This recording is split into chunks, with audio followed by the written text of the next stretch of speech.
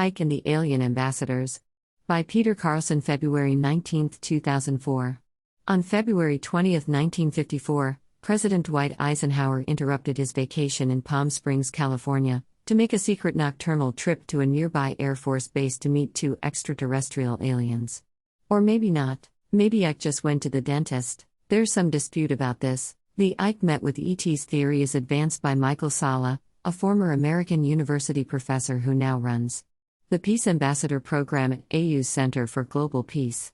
The Ike went to the dentist theory is advanced by the folks at the Dwight D. Eisenhower Library in Abilene, Kansas, and by James M. Mixon, a dentist, professor of dentistry and historian of presidential dental work. Just to make things more intriguing, on the night in question, the Associated Press reported this.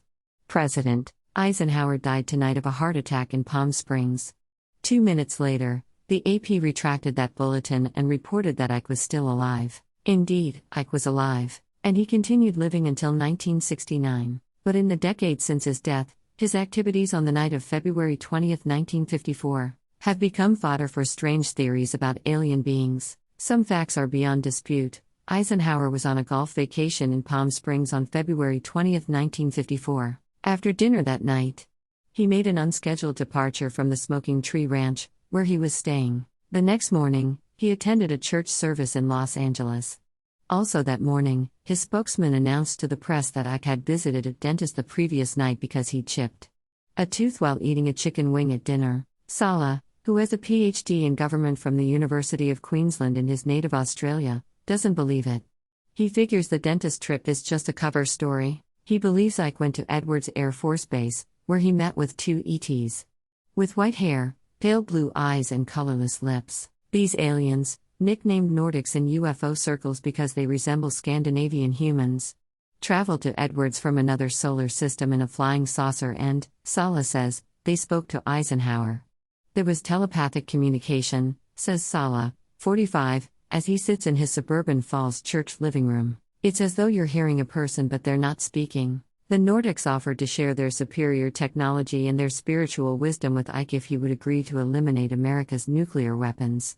They were afraid we might blow up some of our nuclear technology, Salla says. And apparently that does something to time and space and it impacts on extraterrestrial races on other planets. Ike declined the E.T.'s offer, Salla says, because he did not want to give up the nukes. Sometime later in 1954, Ike reached a deal with another race of extraterrestrials, known as the Greys, allowing them to capture Earthling cattle and humans for medical experiments, provided that they returned the humans safely home. Since then, Salla says, the Greys have kidnapped millions of humans. The 34th President of the United States, known as Ike, met the extraterrestrials at Holloman Air Force Base in New Mexico, after FBI agents made contact through telepathic messages, according to lecturer and author Timothy Good. The two parties met up on 3 separate occasions at the Holloman Air Force Base, and there were many witnesses. The Daily Mail Online quoted as saying Good, who worked for Pentagon and the U.S. Congress.